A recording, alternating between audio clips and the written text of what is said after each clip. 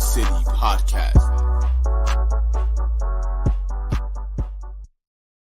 And ladies and gentlemen, welcome back to another edition of Keys to the City. I'm your host, Trevor Keys, alongside the big brother, Ted Keys, for another fantastic weekend in the football world. But you can check out Keys to the City for live shows. Check us out at Facebook, Twitter, Twitch, and YouTube at Keys to the City, as well as streaming services at Spotify, iTunes, Apple, and Google, even Amazon too. So we're all over the place. So check us out at Keys to the City.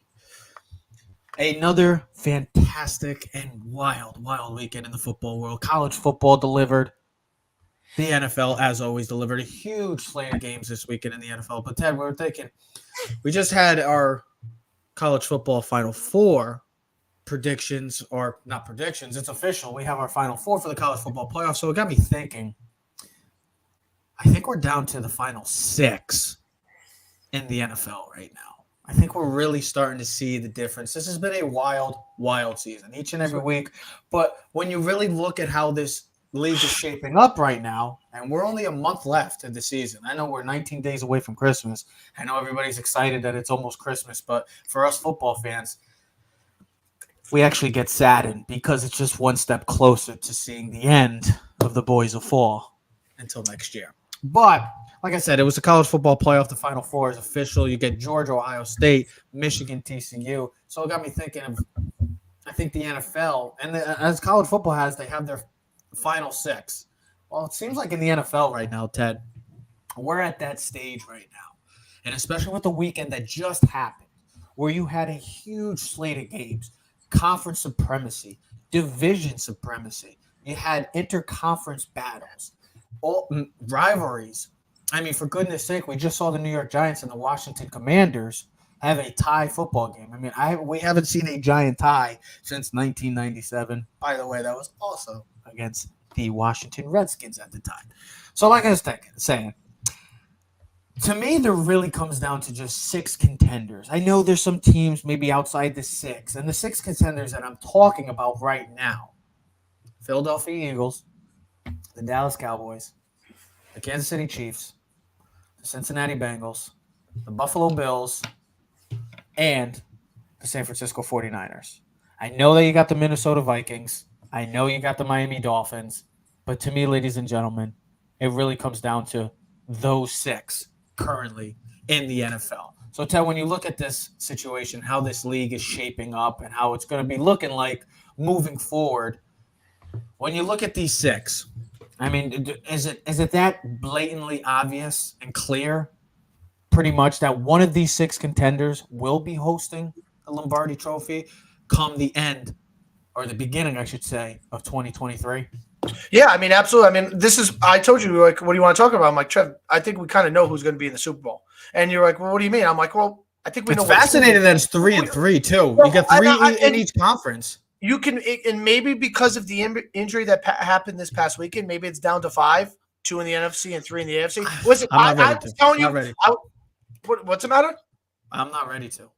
49ers, I get it. Do it. They can win in multiple ways, but at the end of the day, the quarterback still has to make a play.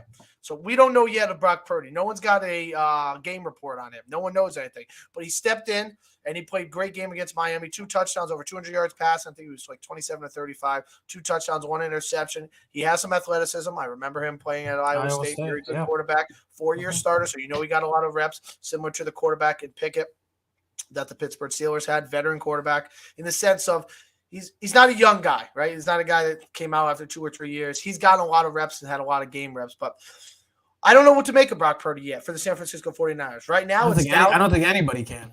Well, exactly. But I told you weeks ago, watch out for the Cincinnati Bengals. Watch out for Joe Burrow. Watch out for this team when they get healthy. Again, they won this week against the Kansas City Chiefs with a hurt Joe Mixon and Jamar Chase coming off an injury. It wasn't, at 100%.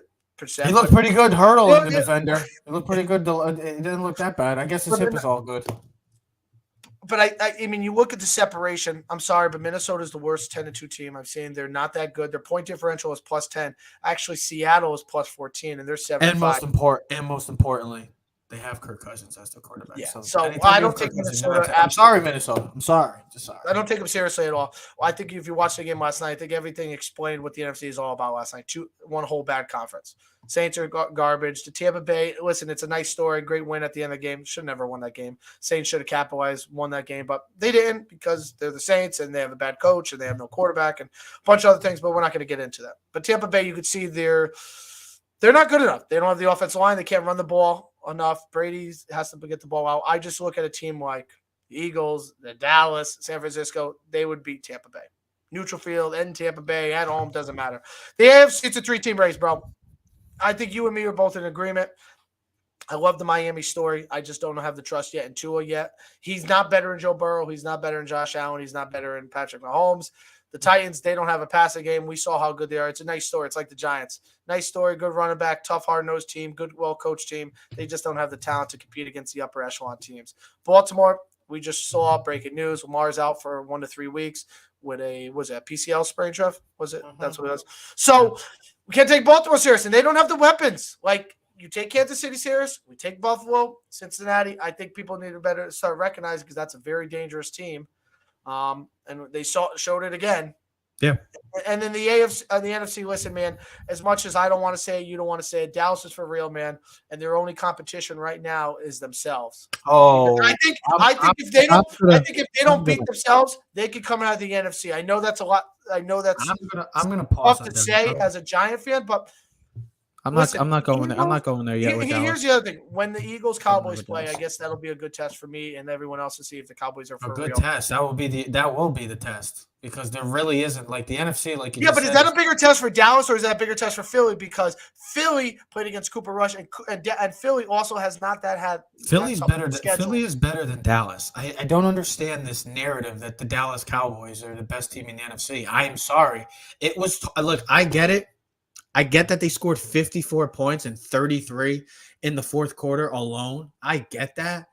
But if you just watch the stats, I should not even say that, screw the stats. Watch the highlights. The Colts literally imploded.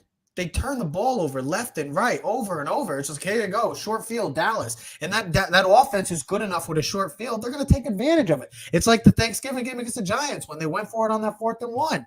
You give Dallas a short field, they're going to take advantage of it. And they're going to exploit your defense. And they did that. So good for them.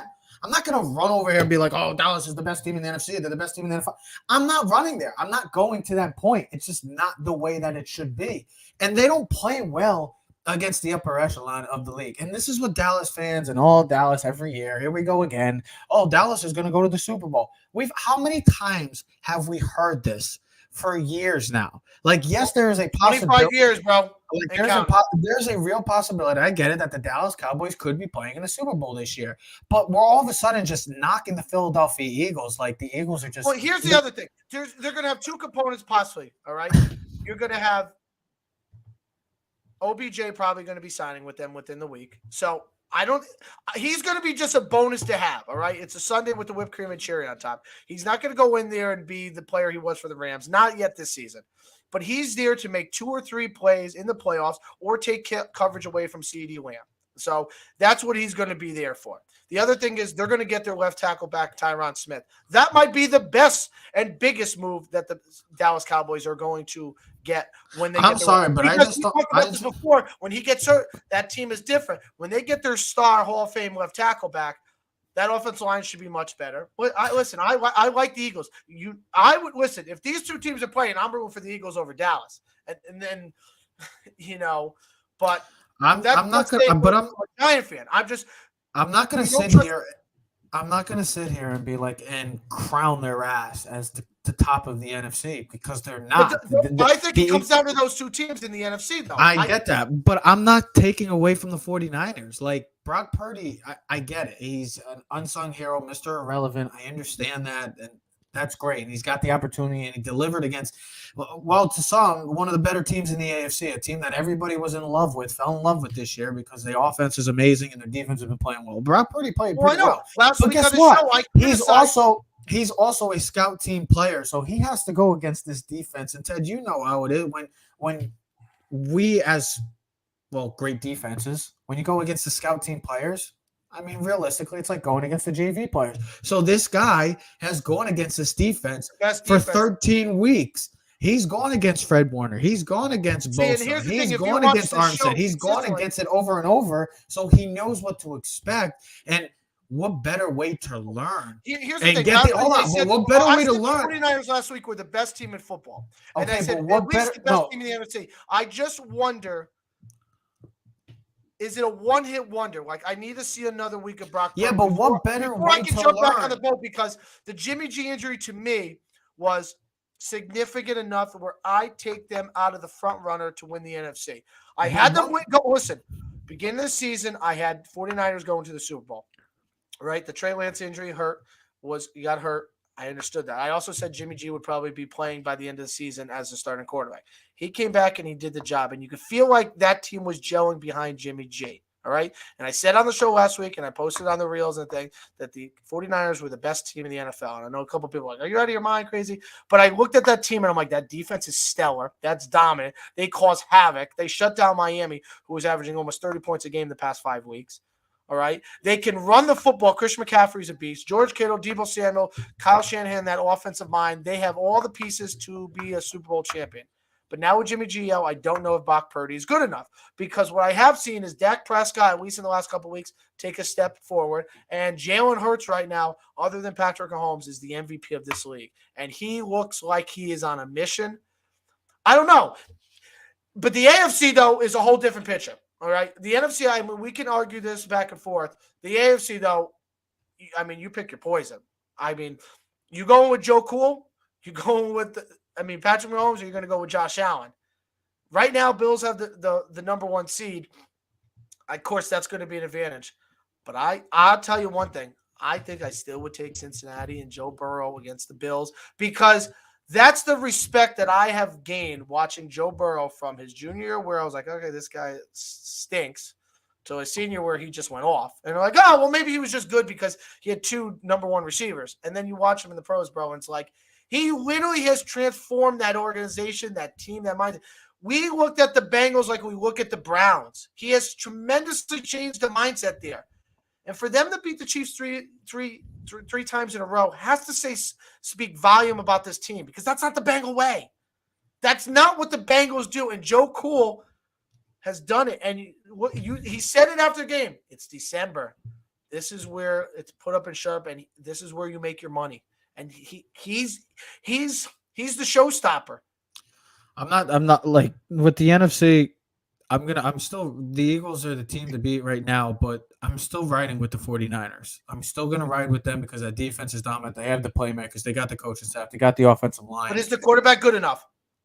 Played pretty good on Sunday. And Now, I think he continues. They have till 4 o'clock today to sign Baker Mayfield if he clears waivers. They're not going to sign Baker Mayfield, so let's stop talking about the Baker Mayfield situation. Why not? I don't. Josh Johnson cannot be your backup.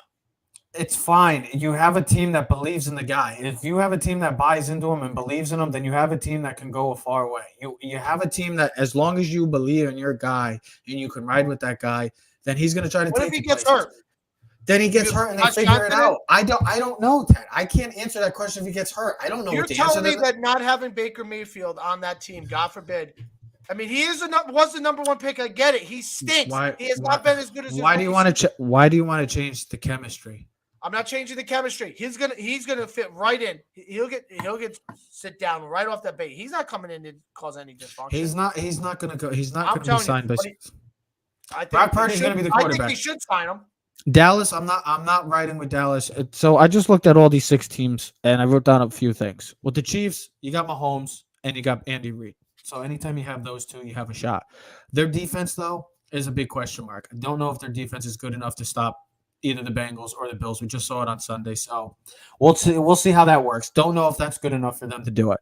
The Cowboys defense is nasty. I don't trust Dak or Mike McCarthy. I just don't. I'm sorry. Dak Prescott. I mean, you may not have to trust Matt Ryan was the better. Matt Ryan was the better defense. Matt Ryan was the better quarterback before that implosion in the fourth quarter. The Bills, you got Josh Allen, you got the defense, but the injuries. Once they get a healthy team, the Buffalo Bills are the best team in the NFL when they're completely healthy. What about the lack of running game? They're just not. The Eagles, I don't see a big weakness with the Eagles. The one weakness coming into this entire season is a guy that's probably going to maybe win the MVP. They don't have really a weakness. And if we want to say their rush defense, well, they just shut down Derrick Henry and shut them up. So that narrative is quiet for now. And now they're going to have another test against a Giant team that likes to run the football. So we'll see how that goes. But this Eagle team, I don't see a weakness. What about really the Bengals? I'm going through everything. The Bengals, you got Burrow, you got the offense. Do the people trust the defense enough? The defense has been playing great recently, but can they continue to ride? As long as you got Joe Burrow, you got that offense, you can win in that game. You can win any type of game. But is it the defense? In the 49ers, you got the dominant defense, but no Jimmy G. How much is that going to impact this team moving forward? So you look at all 6 of those teams.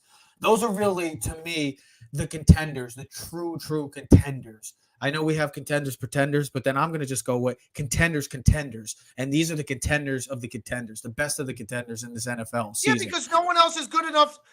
Listen, the only team you maybe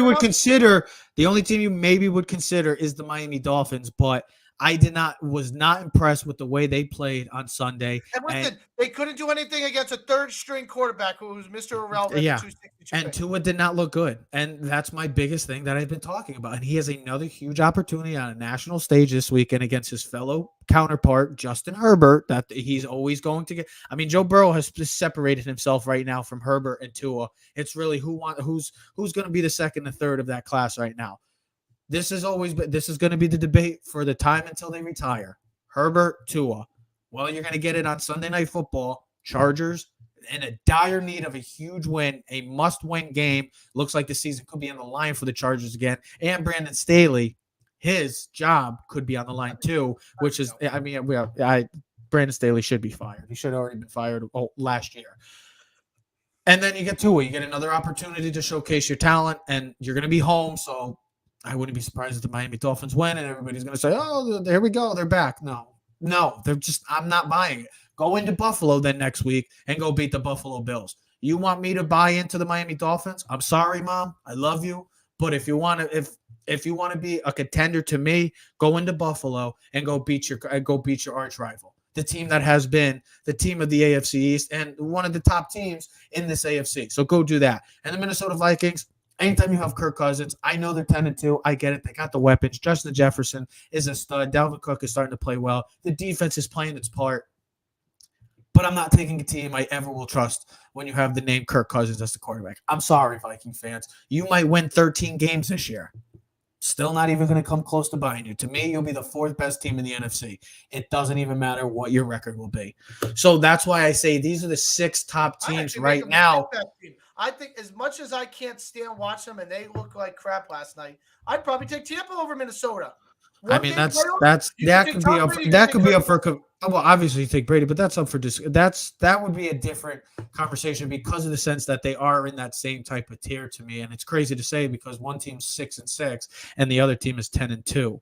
But that's just how we feel. Example right there explains where our thought process is with Minnesota. We don't take them seriously. Listen, the Giants. To me, the Eagles, Cowboys, and the 49ers are the top of the NFC right now. Yeah, and then it's everyone else. Yeah, and then you get your other tier. You get Minnesota and the Buccaneers as their second tier, and then you get the Seattle Commanders and Giants, and even I'll put the Lions because they're starting to play well. And the Lions, hey, there's still 4 weeks. There's still 5 games left. Who they go on Minnesota, right? They got Minnesota. They have a huge game this week. This is one of the biggest games in Detroit in the past. I really can't. It's been a while. It's been probably 5 years when that Stafford. I mean, you're in December football, and the Detroit Lions are making a possible run into the playoffs as the 7 or even 6 seed, we're saying. So they're not out of the question. I know they're 5-7, but the Detroit Lions are not in the question. Jared Goff, Dan Campbell, that defense, I mean, Aiden Hutchinson, that offense specifically. I said at the beginning of the year, don't be surprised with the Detroit Lions. They got something moving. If they can get something going with that defense, the Detroit Lions are going to be I can't believe you're about to hear this, but the Detroit Lions will be a formidable foe moving forward in the NFC, the future of the NFC. So that's how it looks to me. You get the 3 teams in the AFC, you get the 3 teams in the NFC. I'm still sticking. I'm not changing my prediction. I still got the Niners and I still got the Bills. If the Bills get home field advantage, the Bills get healthy, they're the best team on paper. Josh Allen, that team, they're on a mission. I know they've had their little bumps in the road this season. I get it. But they're still 9-3. They're still the number one team in the AFC. And they still got Josh Allen. Anytime you got a guy like Joe Burrow, you got Patrick Mahomes, or you got Josh Allen, have a chance every Sunday. It's just that simple. That's why those are the three teams that are going to be either coming out of the AFC, and then you got it's crazy because you just look at the AFC, you got the three great offenses, three great quarterbacks, and then you get the three top teams in the NFC. What do they all have in common? I mean, the Eagles, let's be honest, the Eagles offense could be just as good as those other three in the AFC, but you look at those three teams, their defenses are legit. Yeah, it's the three quarterbacks that are the question marks. That's what it's going to come down to in the NFC. I think that's what you don't question because you could say the three quarterbacks in the NFC are the three best quarterbacks, 1, 2, and 3. However you want to rank them, are the three best quarterbacks. I mean, who's the best quarterback in the NFC right now? Jalen Hurts. Jalen Hurts. Who's second? Is it Dak? Is it Cousins? Is it even Tom Brady? Geno? I mean, is it Geno? Might be Geno, bro. Is it Taylor Heineke? Is it No, it's Geno. I'm just saying, Geno. like, that's all I'm trying to say is that you look at I would say it's Geno. I mean, here's the other thing. You can make the argument Jared Goff's the third best quarterback in that conference. He's had a really good season for Detroit. That's crazy. Just think about that. Not Kirk Cousins. Dak is right there. Dak should probably be 3. That's all I'm going to say is that you look at how this AFC is shaping up. Realistically, it looks like the Bengals, Bills, and Chiefs are going to be one of the three representing the AFC. And then the NFC, to us, I think I can speak for both of us. Realistically, it's either going to be the 49ers or we could realistically have an NFC East, NFC Championship game this year. It is a real possibility in the NFC. Speaking of the NFC, would you believe the stakes that happened on Sunday? A huge Commanders-Giants game. Ended in a tie, ladies and gentlemen. If it doesn't get much more New York Giant football-like or Washington football-like, then if you just have to go watch the highlights of the Commanders and Giants game, and you'll understand why these two teams are kind of as similar as they come. Both have questions at their quarterbacks. Both have solid running games. The weapons, though, in Washington, you give the edge to. But then you both look at the defenses. Tough-minded defenses. Both got heart. And you got two coaches that are well-respected around the league. But let's talk about the New York Football Giants. One of the surprises of the NFL season early on, and we were talking about, well, they had just as good as a record as the Buffalo Bills, the Kansas City Chiefs, the Philadelphia Eagles at one point, 6-1. That's long gone. They are now 1-3-1 in the last 5 games. And I've been seeing a lot of people recently saying, oh, well, the Giants weren't supposed to be here. Look, shut up with the narrative of that. I get it. I understand where you're coming from. But that narrative is long gone. This isn't week 2. This isn't week 5. This isn't week 7. We're going into week 14 or about week 14. And the New York Giants are playing playoff football. They're playing in meaningful games. It's not about just getting by now. No, this is about getting to a playoff. They've put themselves in a situation this year to get to the playoffs. Starting off 6-1 now, I know that could be a credit to the schedule, but you've put yourselves in a position to get to the playoffs. So I'm sick of hearing the narrative of, oh, well, they should. We were so surprised they shouldn't even be here. They were supposed to win 4. I get it. I don't think any of us thought the Giants would be in this situation this year, but they are. No. So you have to worry about the now. You can't worry about the past. You can't worry about even the future right now. You have to worry about the now.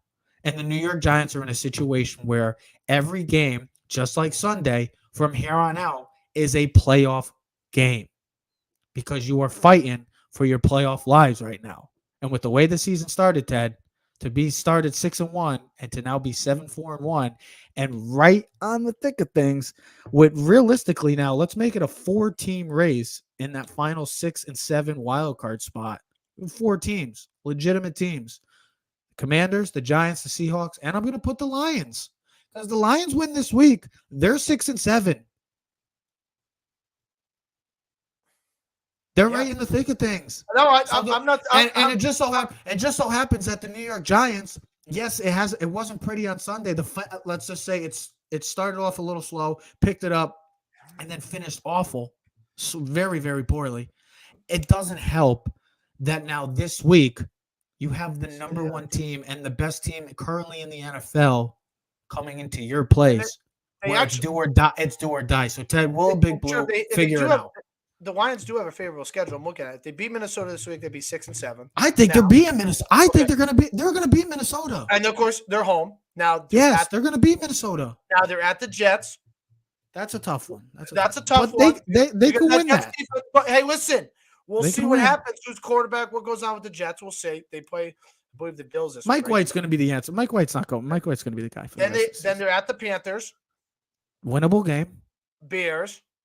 Very winnable game. And the last game and the last game of the season at the Packers, and we don't know who's very going to be winnable the quarterback. And do the Packers tank for the end of the season for draft capital? Very winnable game.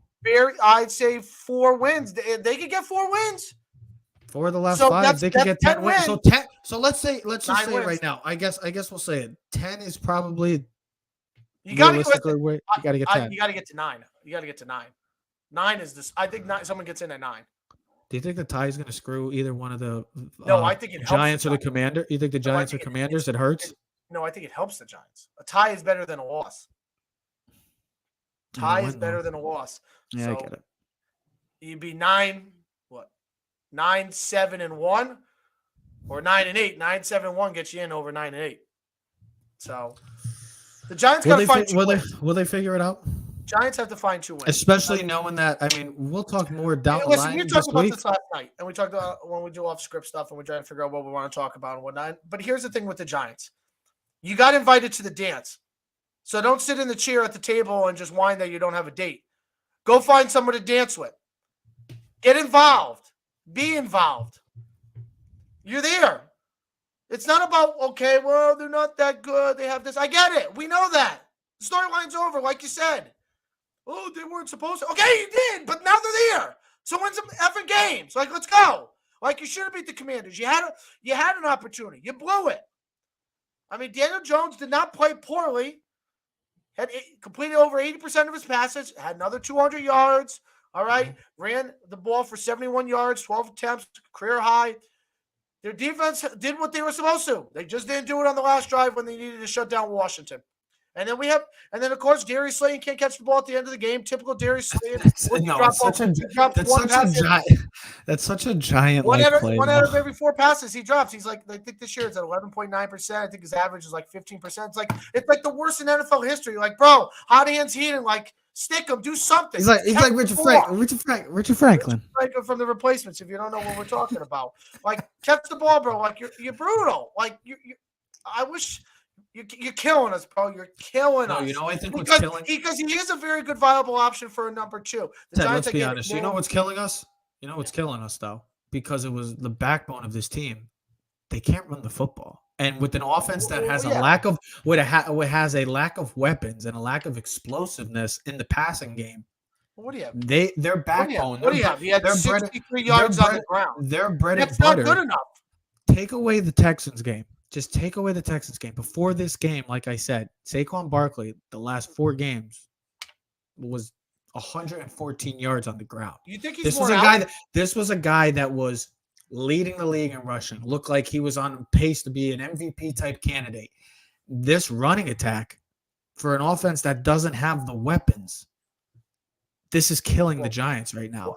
Because everything revolved around the running game, which ultimately sets up the play action. I know the injuries kept piling up, but still, when you have that running attack, and it was a top 3 running attack at one point. At one point, it was the number 1 rushing attack in the NFL. Yeah, the first 5. It sets up. That's also when we had the play action, and Daniel Jones is great at the play action this year. He's been excellent. But that's also when we had the same starting offensive line for the first 7 weeks. Yes. We haven't had the same offensive line. It's killing the Giants. All our receivers. Colin Johnson out before then. Sterling Shepard, Wan'Dale Robinson, Kenny Galladay might as well be hurt for the season because I don't even think he's in the building. That's another effing waste. Okay, that's absolutely nonsense. What a joke. I mean, typical. Giants. Typical effing Giants. Sign a guy to the biggest receiver deal of the year. Yeah, we got the number one receiver free agent. Yeah, man, this guy's be a stud. I got more catches than him. All right. Andrew Thomas has more touchdowns than him. So, with that being said, what's wrong with the Giants? We said it. Can't run the football. Somehow we got to figure out how to run the football the last 5 weeks this season. But I mean, look at Daniel Jones, though. I wrote down these stats. 13 of his 31 passes this week were at or behind the line of scrimmage. 6 more were within 5 yards. So we don't throw the ball down the field, which you got to be able to throw the ball down the field. You got to be able to stretch the defense because then everyone's inside the box. The Giants don't have that, though. Darius Slayton can at least get down the field. Someone during the NFL draft, they're not slow. It's not me running a 4.7. They're running 4.4, 4.5. Somehow, can you still run a 4.7? Probably not 4.8. My knee hurts. My knee hurts. So it's a 4. So it's a 4.8. He knocks it down. Jones, but here's the other thing. Jones has only 18 attempts this year of 20-plus yards all season. That's 32nd among all quarterbacks in the NFL. We don't stretch the field. We don't have any downfield passing. We got no one. Yeah. This team is not that good, but I get it. We're still fighters. We're going to fight to the end. But you made a good thing. Do you think the Giants got conservative? Absolutely. Yeah. I just wonder if the conservative offense is because the lack of trust in Daniel Jones, which brings us back to the point where we started the season.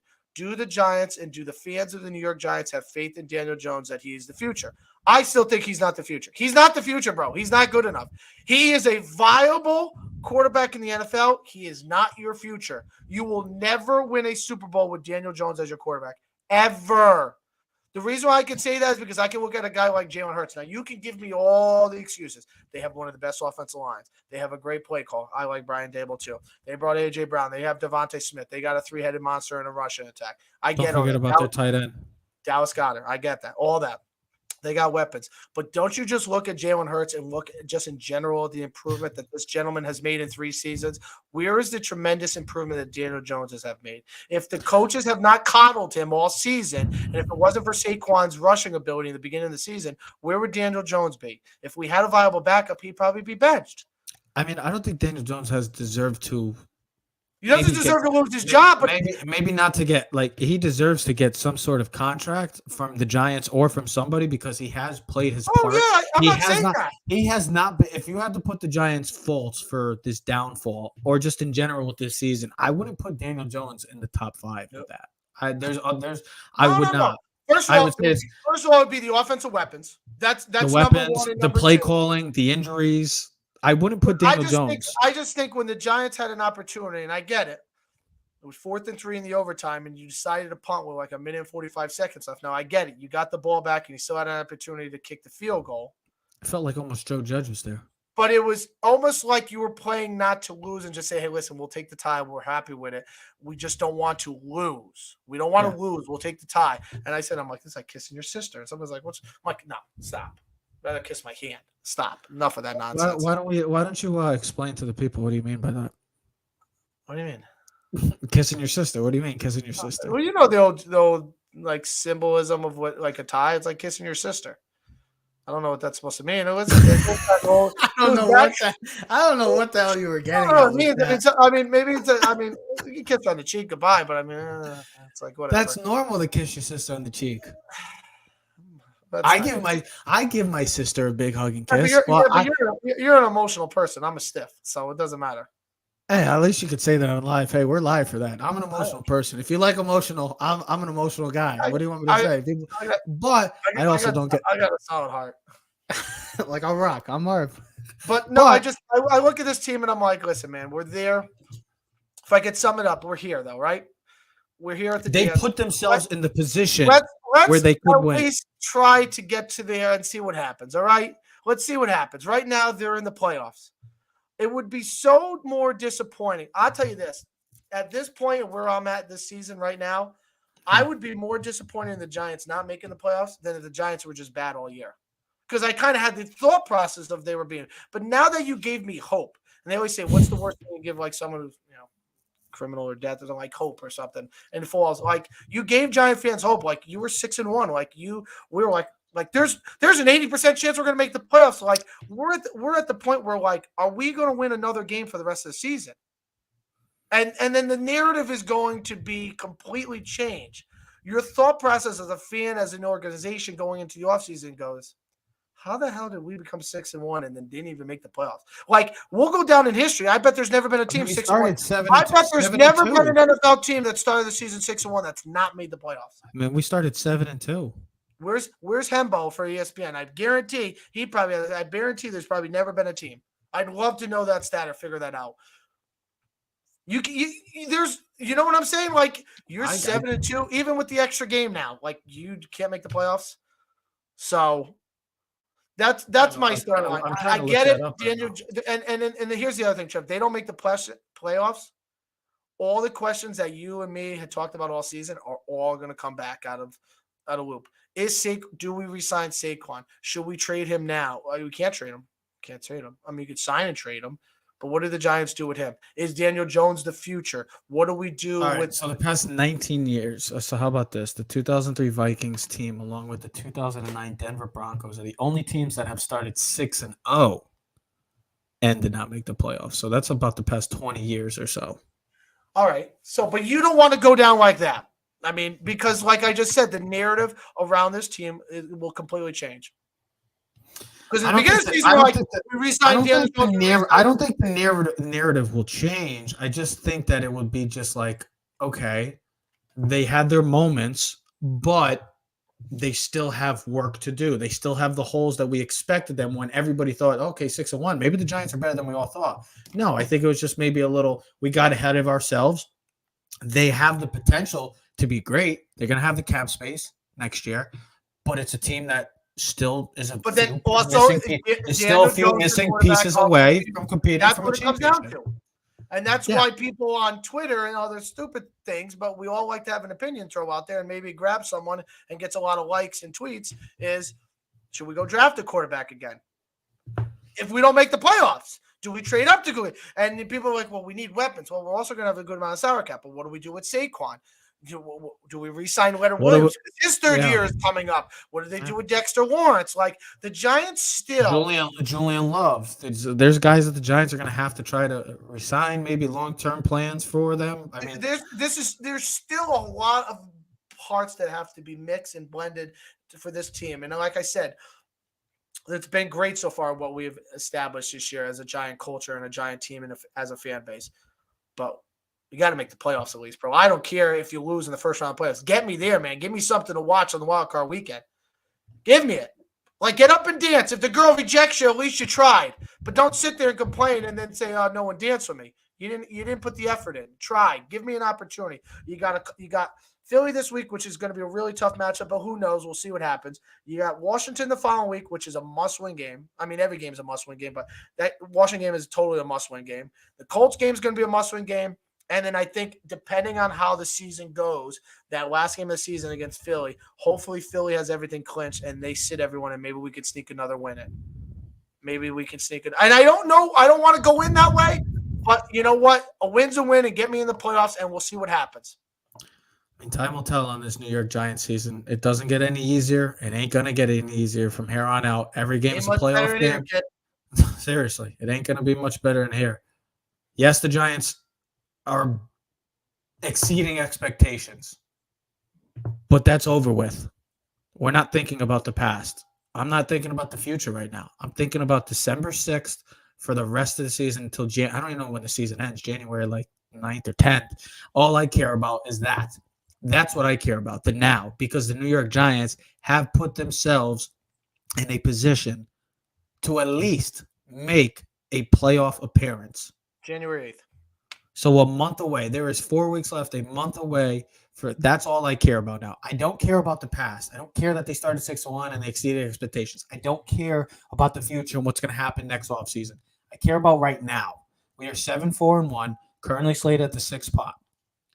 You're still in the playoffs. You have 4 weeks left. It's about the now. Get yourselves into the playoffs. You've made yourselves an opportunity. You've given yourselves an opportunity. So take the opportunity, grasp it, and move forward. All right, Giant fans? My God. Oh, well, we're happy to win XP. Shut up. That's what I got to say to you. Shut up. We'll see what happens. It ain't going to get much easier for this New York Giant team. We'll see what happens, though. It's been a fun season. We will see what happens. We will keep an eye as well. We will probably be back sooner than the end of the week because there is a looming update or possible signing that could change the landscape of the New York Yankees' future. And we will be bringing back the Joseph McGuire for it. He has not been on, but we will get him back to talk Aaron Judge and where he will either be going East Coast or West Coast bound. Time will tell. Ladies and gentlemen, we'll see you next episode. Just check it out. Keys of the City, Spotify, streaming, iTunes, as well as Facebook, Twitter, YouTube, and all the social media, as well as TikTok. Because everybody loves TikTok, I guess now. That's the new thing now. Ted loves TikTok. Right, Ted? It's good. That's good. It's good. It's good. See you next episode. We are Keys of the City. We are out.